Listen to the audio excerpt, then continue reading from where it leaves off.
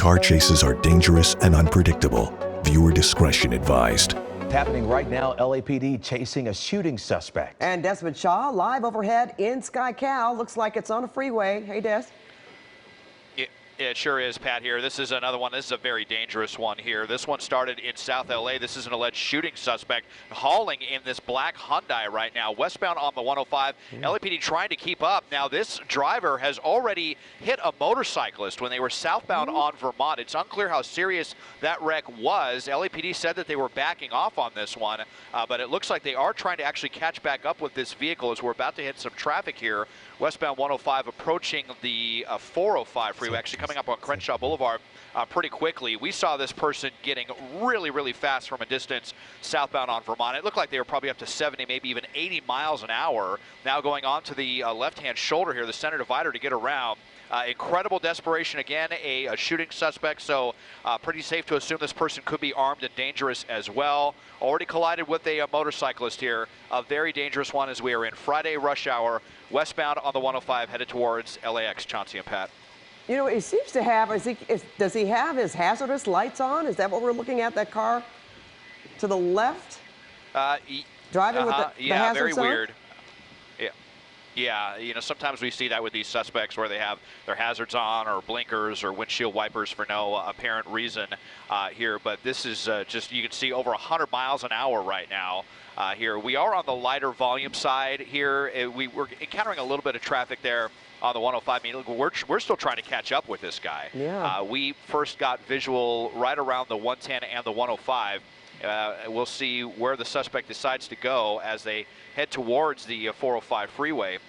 So if they cut all the way to the right, they'll get to the 405. If they stay to the left, they'll stay on the 105, which ends near El Segundo, just west of LAX. And we'll see how LAPD wants to handle this. They do have their helicopter overhead. And Desmond, we're talking about 5:30 right here in the middle of rush hour traffic, going at these high rates of speed. Talk about this collision he had with the motorcycle. This seems to be getting dangerous. Oh yeah, super dangerous. You know, it was on Vermont, I believe, maybe around 100th Street or something. It was just before we were able to get a visual of the suspect. We just heard LAPD, they're talking on their radios how the suspect had hit a motorcyclist, but we didn't hear the severity of that crash. You know, hopefully they just clipped them and the rider fell over or something like that. It's unclear, but you know, it doesn't take a lot for a motorcycle crash to be very, very serious.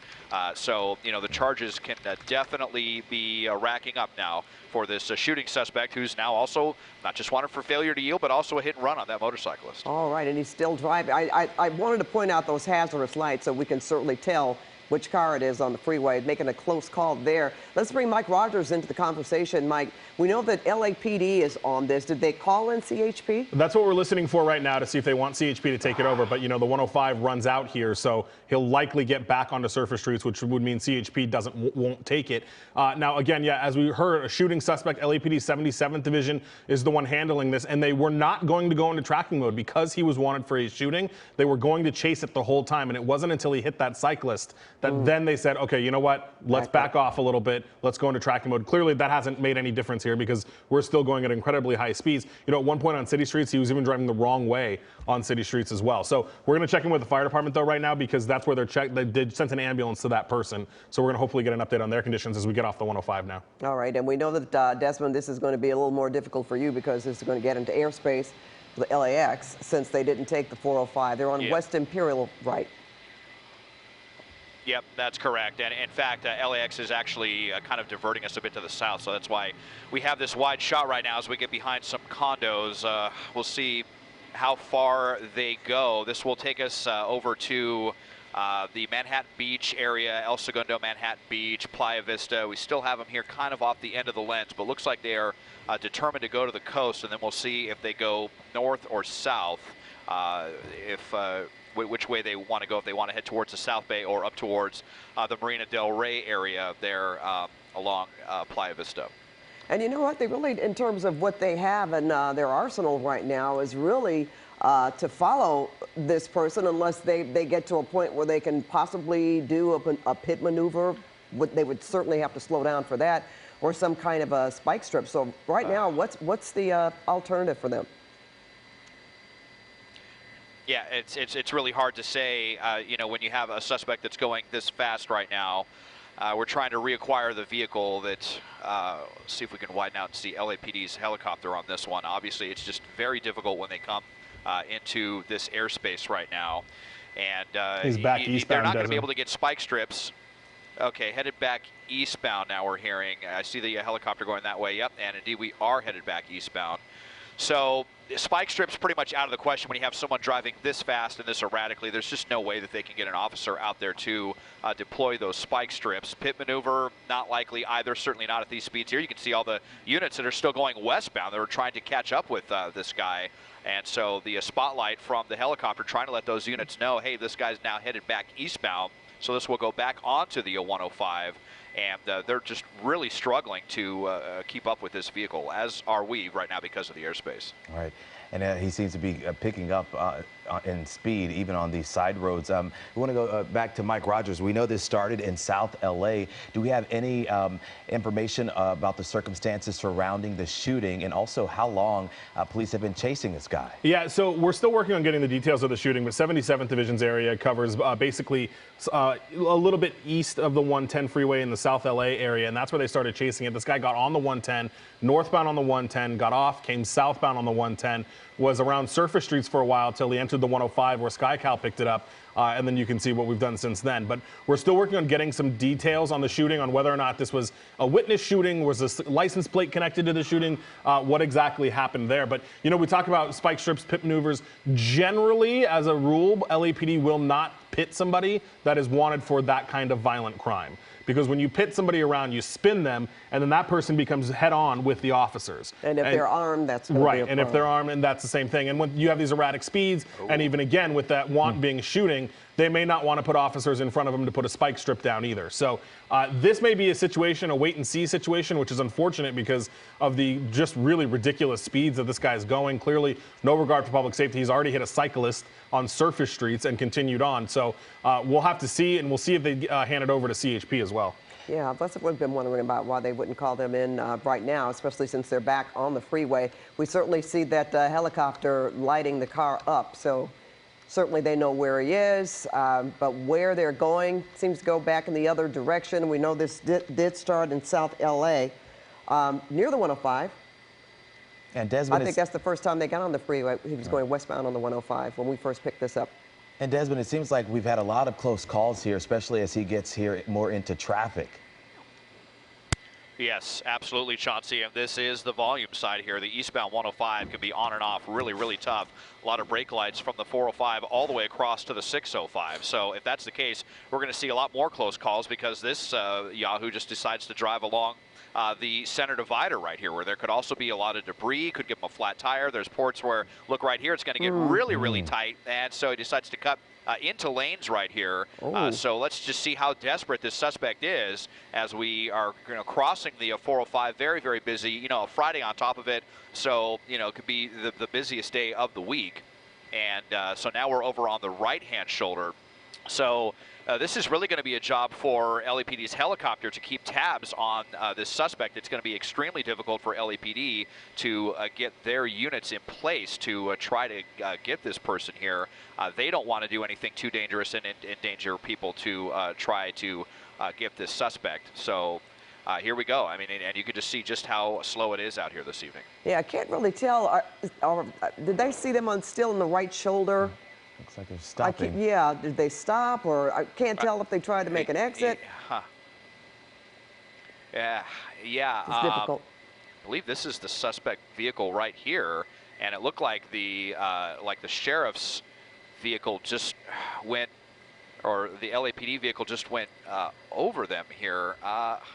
We've got to widen out and see what is happening with LAPD's helicopter. I thought that was the vehicle that is getting off now at Prairie, but boy, it's just really, really difficult. We're dealing with airspace. We've got a lot of traffic. Okay, yeah, it looks like this unit is privy to that. So we've got the suspect up in this area, and I apologize here. It's just a very difficult one to cover. We've got we're just going to follow these units right here and see if they can get caught up. Yeah, because Des, I was trying to help you out, looking for those hazardous lights that this person has had on for most of this pursuit. But right now, well, there's certainly traffic has stopped. We see those law enforcement, LAPD, at least 2 or 3 vehicles, it seems, or maybe even more than that, because now I'm just looking at flashing lights. Have they come to a stop, Des? Looks like they made a turn right there. Yeah, all the units there have turned, but just trying to see if we can find the spotlight from LAPD on this one. Here you can see Hawthorne Airport as well. So we're kind of sandwiched between 2 different airports right now. So let me just hand it back to you guys for a second while we try to reacquire this vehicle. Okay, well, it looks like this person is certainly on surface streets again. Possibly, did you say the 118? 18? I'm trying to look at where our tracker is pointing to. I could see there's a LAPD cruiser behind this vehicle. Right. And sure. And the heightened sense of danger here, Desmond, especially after the suspect. The suspect already considered a shooting suspect in this pursuit, but also colliding with that motorcycle and just kept going. Yeah, hey, here we go, Chauncey, and we got it back now. And you can just see just how difficult this is, not just for us, but for LAPD. It looked like their helicopter might have lost it for a point. You saw that unit that actually had accelerated beyond the suspect. I mean, this is a very common vehicle out here that was stuck in rush hour traffic, and now we're on Imperial Highway. And so we're, kind of sandwiched between 2 airports right now, between LAX and Hawthorne Airport. But the desperation continues, kind of going back to where we first heard about this. We had first heard about this off of Hoover and I believe 82nd before we came down to the 105 West and then East, and now we're zigzagging all over the place. And you got LAPD right behind this person, but this guy is just going to push everyone out of his way to try to get away.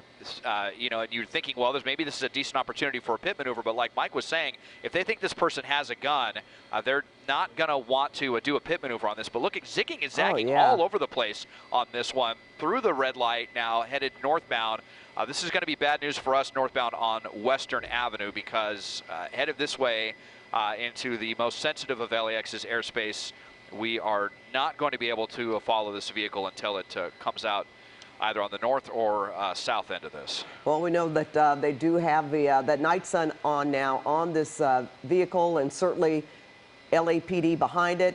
I almost thought he was maybe getting a little bit out of control driving right there, but maybe he was just making a fast maneuver. Now he's got his lights on again. And have we been able to confirm this is just one person that they're after? We don't necessarily know that there's another person in the car. It sounds like there's only one person. We haven't heard anything about passengers or any additionals inside. But yeah, as we go through northbound Western through 104th, 103rd Street now, that's that tough air space for us that we won't be able to follow it through. So, who knows if that's this guy's plan? He certainly has been around LAX a lot. Maybe, he's trying to lose some helicopters in that area. Yeah, even worse going westbound. Okay, it seems like, well, he certainly knows the area. If this is where this pursuit started in the first place.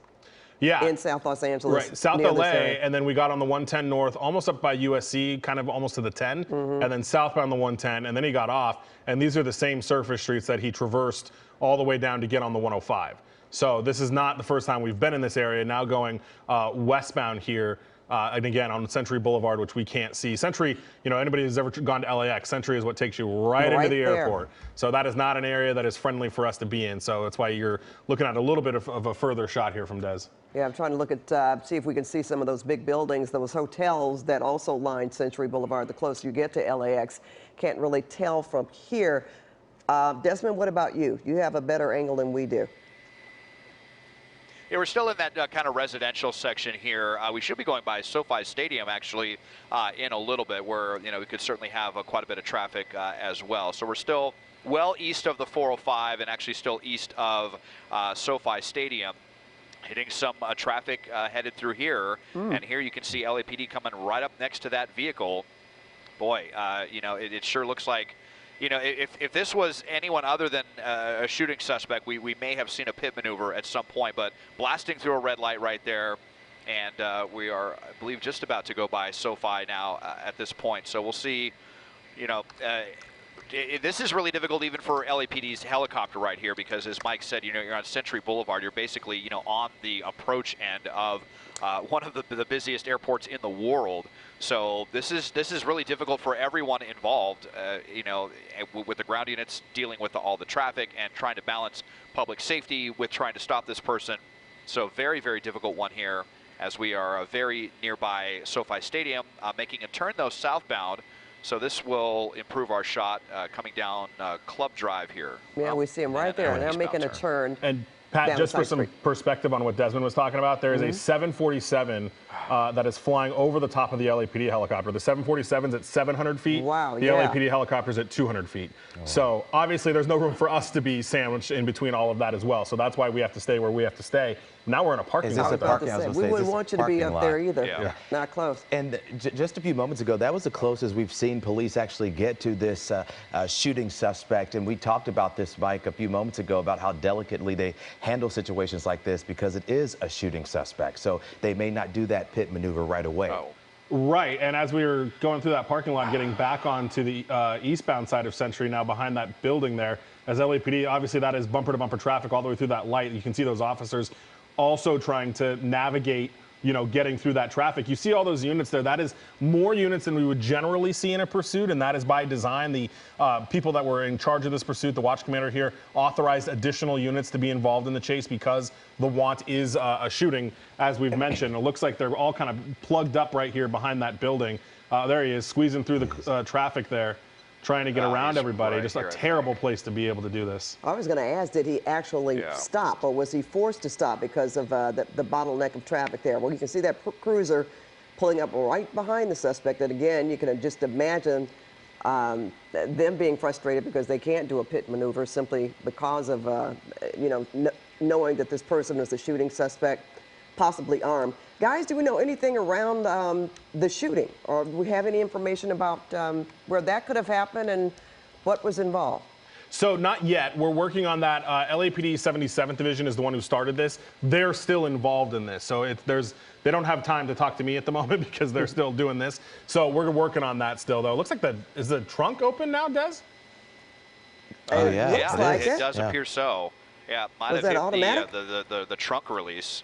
Yeah, in all of the panic here of the driving, it looks like the trunk is wide open. So that's going to obscure their rear vision right now. I mean, they still have their side mirrors, but so over by LAX and then near SoFi, and then into the parking lot, and now into another parking lot. We're going to have a lot of people out here walking around the supermarket right now. So more danger for the public. Lots of people walking around. I mean, getting up to 30 or 40 miles an hour in that parking lot. So once again, LAPD with that balancing act coming back out around, and you just wonder here if they were maybe looking for a place to get out and run, if they thought that they could, run into a big department store like a Walmart or something. It's another thing that we've seen happen many times in the past. But LAPD was right there to, just in case that suspect tried something. So looping around again. Now to the same area, cutting up. Oh, I might have even made contact with that car right there. That was very, very close. So right back now into looping back around into this parking lot.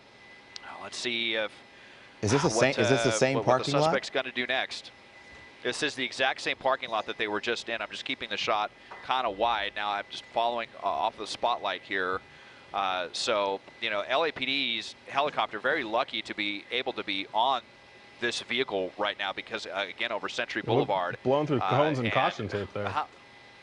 Yeah, maybe they were doing some repaving or something here. It looks like now just kind of driving in circles. Does he have the lights off? The suspect just looks like he turned the lights off. Let's see here.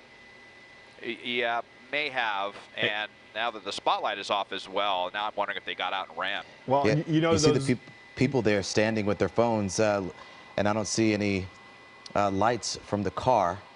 Yeah, I thought maybe they turned the lights off. Now I see that's not him. That looks like a police vehicle to the left there. I thought I saw a flashing light. It seems like when he made that turn, I didn't see any more lights. Me either. And we got to have to remind our viewers as well that this person already struck somebody on a motorcycle, which is another reason why law enforcement certainly wants to get this person into custody. And they are obviously being very careful with this guy going into a happened parking here? lot where there are a lot of other people. So, Des, I think he exited the parking lot if you go to the left. He's exiting on Century. He's losing his left tire. Now, the reason we didn't see... Yeah, the reason we didn't see those cop cars go into the parking lot is because the watch commander told them not to. They didn't want them doing donuts in the parking lot with this guy. So he is back out on Century and apparently losing a front left tire. So I see that unit going. Let me see, Des, if I can. Well, I've got the helicopter there. Yeah, maybe. So losing a front left tire. Okay, right there. jeez. Yep. Still has the trunk up, probably. Okay, there we go. That looks like the trunk came down, maybe just from the drag of driving so fast. But you see just how difficult this one is. One of the most difficult ones I think we've ever covered. Now with the lights completely off, so now kind of in a dark area with a black vehicle with no lights on, and let's see. And apparently, losing, squeezing between more vehicles right here, and. Everyone really struggling to keep up with this one. Now a really tight turn here back onto Crenshaw. And we'll see how, Mike, you were saying that it sounded like they lost one of the tires? Yeah, that LAPD is saying the front left appears to either be wobbling or starting to come apart, which would really be the best news in this situation is for this guy to disable himself and hopefully not, hurt anybody else in the process. Well, he certainly stopped there, now. right, guys? Yeah, now he's Stuck in that traffic again. Not trying to get around. Is that police with the door open there? Yeah. Yeah, they're out with weapons drawn, just kind of standard procedure, even though the suspect not wanting to, not showing any signs of giving up. But everyone just kind of stuck in traffic right now, kind of an awkward situation for all of these, units that are in pursuit. So. Yeah, can you imagine? And again, headed northbound here on Crenshaw. I mean, if they've got their weapons drawn and you're down there in that traffic, that's got to be a little disconcerting too if you're, another just motorist. Is that the vehicle there on the left? Now he's trying to get through. Trying to get through these cars. And Mike, you talk. Look at this. Yeah, he's going to go up on the sidewalk here. Well, it might end up in a dead end right here if they're not careful. Another parking lot. Okay, so now we're into another parking lot here. Looks like a Smart and Final, but the lights are off. And I think I see some units trying to go in and see if they can seal this person off. Mike, you talked about the damage to that left tire, and just like a minute ago, Desmond, we talked about that very close call he had with that car. At one point, you actually thought that he might have sideswiped that car, so that may be where that damage came from that left tire. Quite possibly, yeah. I mean, this person is just getting within an inch of every other vehicle that they come in contact with, and we know that there was at least one crash involving a motorcyclist. Still have not heard the condition of that person that was involved, but now we're back out on Century Boulevard as we head eastbound here. No lights on with speeds getting pretty high. It looks 60 miles an hour with no lights on, a black vehicle. Very, very dangerous for everybody out here. There's no question about that. And it's just interesting to see how they have they maneuvered, and this guy going into a parking lot, and we almost thought that something could have happened to stop this this vehicle from going any further with the left tire being damaged. But again, we've also seen times where the vehicle can still continue, even on the rim, if that's the case. And you did mention, Desmond, you think that maybe they closed the trunk. I'm just trying to go through some things that have happened in the course of this chase. We had the pursuit, the trunk open at one time, and then you said it looks like it was closed, possibly because of how fast the vehicle was going. So he's back on South Hobart Boulevard, and he seems to have really stayed in this area close to Inglewood for quite some time now. And it seems like he's losing those units that were so close to him. Well, Desmond is still on him. Good job, Des. Yeah, once again, folks. Well, yeah. Seriously. Go ahead, Chauncey. Yeah, I was just going to remind you, this is a shooting suspect. This all started in South LA. We've seen this guy go over 100 miles per hour on the 405 West Imperial, even on Crenshaw, at one point even colliding with a motorcycle. Desmond, and we're talking about 552 here, right here in the middle of rush hour traffic, and we've seen him come to a standstill at some point. This is getting very dangerous for folks on the road, and at even one point, one of the units had to kind of swerve to keep from hitting a car in one of the parking lots as he was trying to get back onto the highway. Yeah, I mean, this has just been an insanely dangerous pursuit here in parking lots, on the freeway, on Vermont, on Century, on Imperial Highway. Some very, very busy streets here as they are getting away from us again here into the LAX airspace, now on Normandy Avenue. We know that we've had at least one collision, possibly several, with some paint being traded with some other vehicles, just cutting people off left and right on the right-hand shoulder of the freeway and the center divider, whatever they can do to escape cutting vehicles off, pushing their other cars out of their way, kind of like they are right here. And you just hope that LAPD can keep up with this one and continue to balance trying to stop this person. Look at that, cutting through the crosswalk there to continue northbound. That's a new maneuver right there. But they are getting away from us here now. That was Manchester that they just went through. So just so difficult for LAPD and their helicopter that probably even they have to go around this particular port, because again, we are right on the final approach for LAX. So making it extremely difficult for all involved. Least of all us up here in SkyCal. Well, with that, Mike, with the tire being damaged, we have not seen this driver try to get back on a freeway, at least. He has stayed on surface streets, which I know that's still near LAX airspace, right, but still might make it a little better for law enforcement to possibly even corral this guy. Yeah, I mean, I don't think this guy is unaware of how difficult it is to chase him right now, and that may be his plan, is to keep making it as hard as possible. I think Des, I hear him kind of making the call. So eventually when we get into this airspace, we have to make a decision on whether we want to fly around and go to the north side to try to look at it from the north side as he continues to go north here, in the LAX airspace. Quickly though, you guys, I do have an update on the bicyclist he hit. Fire department is still on scene with the bicyclist. We're told it's a 35-year-old man that was struck by the suspect. And before we'd gone back and forth, LAPD wasn't sure if it was a motorcycle or a bicyclist. Fire department's telling us it's a bicyclist. They are treating him on scene, which is the good news. Hopefully that means, if they didn't hurry up and transport him, that means hopefully the injuries aren't terribly severe. But he is being treated on scene as we now make a westbound turn, which is going to make this even worse for us to see. All right, that's even more serious though, a bicyclist. Right. So hope that, obviously. So now they're on, is that West 74th? They're the other alternative here, of course, if this guy just runs out of gas. Right. Because he seems to be going back and forth or in circles. And do we know when police started on him, Mike, there in South LA? Let's see, I can tell you. It was right before we got to that first pursuit. So I'm going to say about 5 o'clock, maybe a little bit after. So we're coming up, getting close on about an hour of them chasing this guy. Gotcha. And he has been driving previously at very high speeds, using quite a bit of gas.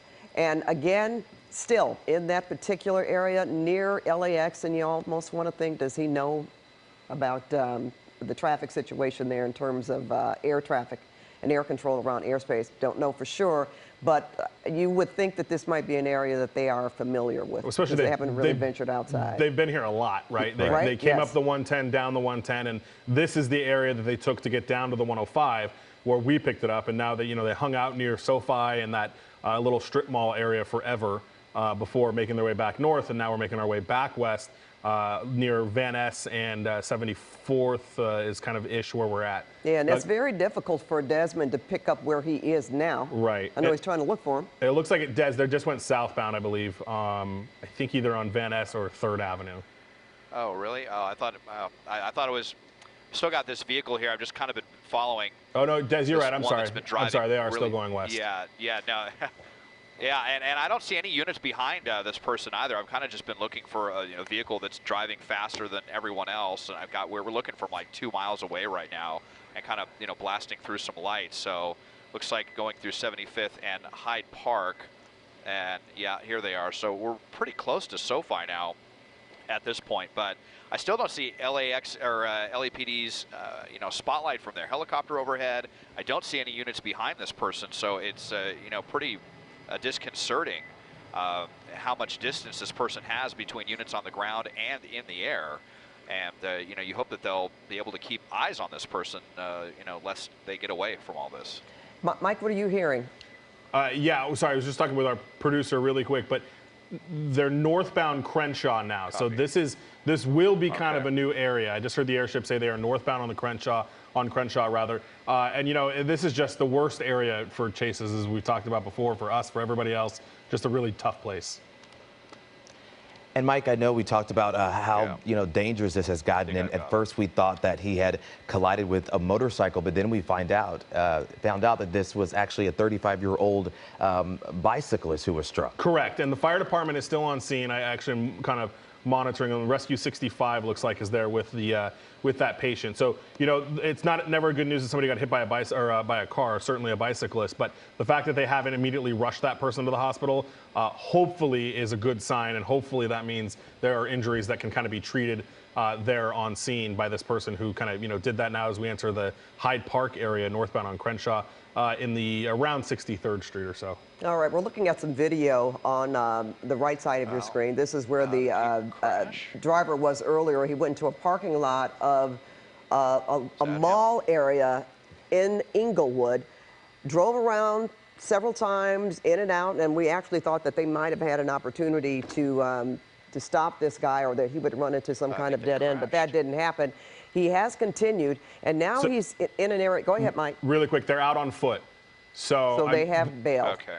I hear the airship saying we've got runners. Runners. Runners, yeah. Okay. So it does sound like more than one person. Officers are making contact. Sounds like they're able to take a person. Yeah, I see some hands up there.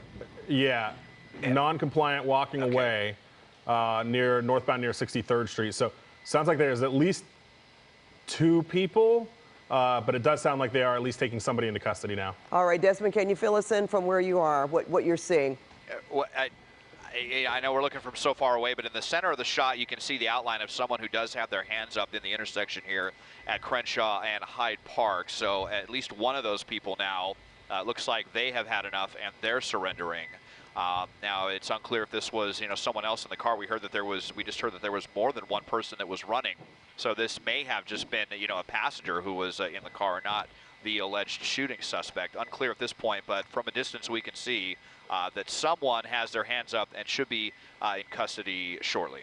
All right, and my question, I couldn't hear everything that you were saying because I was also trying to listen to some direction. Des, do we know that this is the driver or the shooting suspect himself that's in custody, or we have not been able to confirm that at this time? It sounds like from what my pilot Jeff was hearing overhead from the helicopter that this may actually be the driver and that might be the passenger that bailed. So it could have been that it was the passenger this whole time that was the shooting suspect, because we see a jet go right through our shot there headed towards LAX. Whoever they're taking into custody actually just dropped the gun. So perhaps this was again, we're just hearing some chatter up here from LAPD's helicopter. So if this was the driver or the passenger, but whoever it was that they're taking did have a gun on them, and they just surrendered that. All right, so one is still at large. Can we assume that? If more than one person got out of this vehicle and we saw somebody running? Go ahead, Des. I think that is the case. I think one person is still outstanding. You can see, this is kind of a commercial corridor. You see a motel right there, a laundromat down there, a pizza joint. But again, I know it's very difficult to see as we look off the end of the lens more than a mile away here. But one person now being taken into custody, and hopefully this was the person that was just causing all the chaos and caused at least one collision in the course of all this madness. And we do know that apparently this started because there was a shooting involved.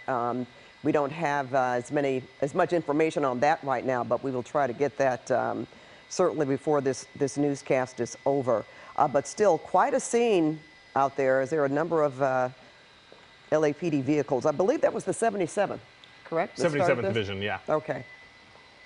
All right, well, I'm sure motorists out there also have to maybe feel a sigh of relief, but if there's another outstanding person, hopefully they will get them. And I think there is, Pat, because you look the way that all those units, as soon as they got that driver into custody, kind of scattered about, so they can go take up perimeter spots to search for, the outstanding passenger there. Okay, and guys who don't want to assume, even though that's basically, we have to do a lot of that when it comes to these kinds of things. We know that Desmond just said that the person that they have in custody had a gun, dropped the gun. So maybe that was the gun, but we don't know for sure if this person that could be at large has a weapon himself. Right, and we're still waiting to get some details from LAPD on the actual shooting incident. Were they both involved? Was it just one person? You know, was it witness? So there's a lot of details that we're still trying to sort out. But again, you know, the watch commander over at 77 Station is actively in the middle of this chase, so we're not able to get some information out of them just yet. So hopefully we'll be able to get that soon.